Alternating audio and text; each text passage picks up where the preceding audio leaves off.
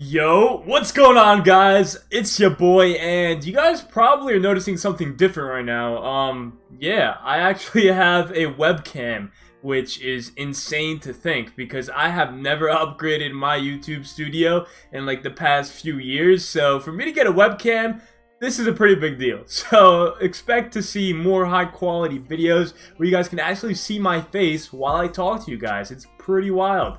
But in today's video, we're going to be discussing the season 13 as a whole, because this season has been revealed on YouTube and released by a bunch of other different, I guess, Ninjago YouTubers. I really wouldn't call them that just because they just rip direct content from Lego and upload it as their own, but whatever. I'm not judging. I used to do that back in the day with like trailers and stuff like that. But anyway, let's get into this video. So season 13, what do I think about it? Because this is my review, and so obviously don't get your panties in a twist. My opinion might be different from yours, and don't get offended. This is why we have a comment section down below, so that we can of course sort our differences out and come to a mutual understanding of each other. So season 13, I personally think it was great. I think by far out of all the new Ninjago seasons, this is the best one. And why do I think this? The flow. The flow is crazy for this season. I mean, as you guys remember, that was the main complaint that I had for season 11, the Secrets of Forbidden Spinjitzu. I think that's what it was called, but I really don't care about what it was called. That season was trash. But Master of the Mountain is different because this season actually focuses on having a steady flow, and you just keep going through the season, and it's engaging and it's entertaining. There were so many hiccups in season 11 that it just really disengaged the audience from wanting to pay attention to it. But in this season, you have a steady flow and you have a solid beginning, middle, and the end. And obviously I'm going to be talking about spoilers, so if you guys have not seen this season yet, do not watch this video. But let's get right into it, alright? Because in the beginning of the season, which of course starts the season off, we have the introduction of the ninja in the Shintaro Mountains, invited by King Vangelis. Then, with the solid middle, we have the twist, of course, where everything goes downhill, where King Vangelis is, of course, revealed to be the Skull Sorcerer. And then we have a solid conclusion, a solid end. So it really just has a nice, steady flow, and any kind of side stories that they depict with, of course, that trio, I forget what they're called, but it was like that band of trio or hunters, I don't know, anyway, explorers. I think it was a band of explorers, right? That little story still had its purpose to be shown in the season because it gives a backstory to what was going on with the Shintaro Mountains and how King Vangelis was still up to his antics way before. So the entire season has a place, it has a spot, and all the episodes are very, very entertaining. I just can't give praise enough because this is what Ninjago should be. This is what the new Ninjago seasons going forward should be. They really need to model this season, and I really thought that Prime Empire was a step up from season 11, but season 13 is a step up from Prime Empire. And I'm very, very excited to, of course, say that because I really was not feeling new Ninjago, if I'm being really honest. Like, season 11 I thought was pretty whack.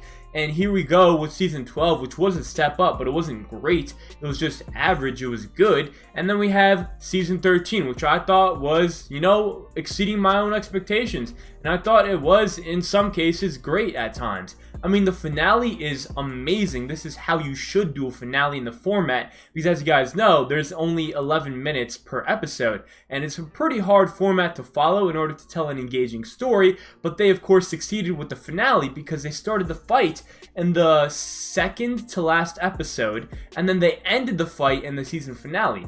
And that's just the perfect way to do it, because you can't fit a huge grand battle into only 11 minutes of screen time. It's not possible if you want to tell a good ending. So they did what I think was the smartest thing to do. They started the final battle in the second to last episode, and then they ended it in the season finale of season 13, which was the best course of action, if I'm being honest. And let's talk about them Cole Mom flashbacks, okay? Those flashbacks, they were satisfying. That's all I'm going to say, alright? Because in my mind, I was hoping for something better. Of course, I did hear that there were going to be 2 Cole Mom flashbacks, and there were, but it was literally both of the same scene. So that was kind of disappointing in my eye.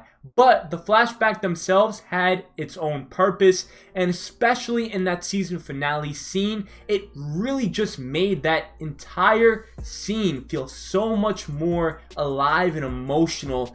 You could really feel it, and I adored it. I thought it was great. Now let's talk about the villain, alright? King Vangelis.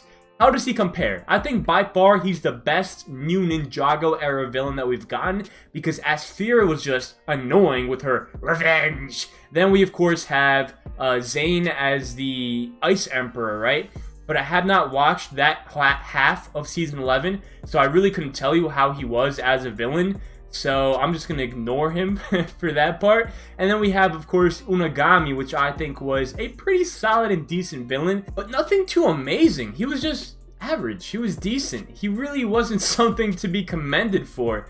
So for that reason, you know, season 12 was just what it was. It was decent. But season 13 has a great villain. I think that, personally, the Skull Sorcerer is one of the most intimidating villains of this new era of Ninjago. His design, first of all, is so sexy and sleek. I mean, it just looks so badass. And then you have what he does in the season, which, I mean, is pretty cruel. He literally offers to disown Vanya, Princess Vanya, his own daughter, because she was siding with the ninja. He has his own way of showing cruelty, which is something that a villain absolutely needs. And he was just a pretty solid foe for the ninja to go up against. And he was pretty sneaky at times as well. Let's talk about that huge dragon. I think that's probably one of the only things that I didn't like about this season. It's the fact that, for whatever reason, the Ninjago writers just feel the urge to include some kind of beast that has to be unleashed upon Ninjago. Not every single season needs a beast that you need to unleash upon Ninjago. It's just, that's not how the way storytelling works. You know, you can come up with something new.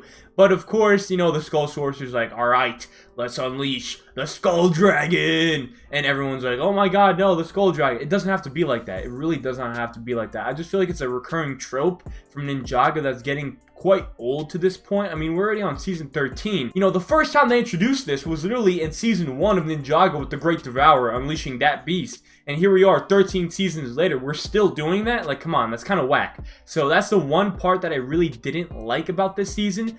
But overall, it's great. I mean, the inclusion of new characters like Princess Vanya, even though she isn't a really fleshed out character, she's a supporting role for Cole. And, you know, it's a potential love interest for him to explore down the line. So I'm all for that. You know, and they, of course, hinted that she was going to be included in future Ninjago episodes as well. Since she was like, whenever you need me, Cole, you can, of course, call me and I will be there. So that's great. And yeah, I mean, the band of hunters or explorers, I keep messing that up. The band of explorers, great characters as well. I like the leader of them, and you know, the little anime episode that they had in between of the season, it wasn't bad. And honestly, it told the story as it had to, and it was kind of serving as like a flashback, just in a different style. So I honestly welcome that change. It wasn't really too bad. And yeah, overall, I mean, that's pretty much it. The season was great. It was pretty exciting, and it was a really fun moment to experience in Ninjago's history. I really do hope that season 14 onwards is going to follow season 13's example and actually have a nice story with a nice flow that is just really entertaining and engaging to watch. But let me know down in the comment section below, what do you guys think about this season? Do you guys think it was good? Do you guys think it was bad? Let me know, and I'll catch you guys in the next one. Peace out, guys.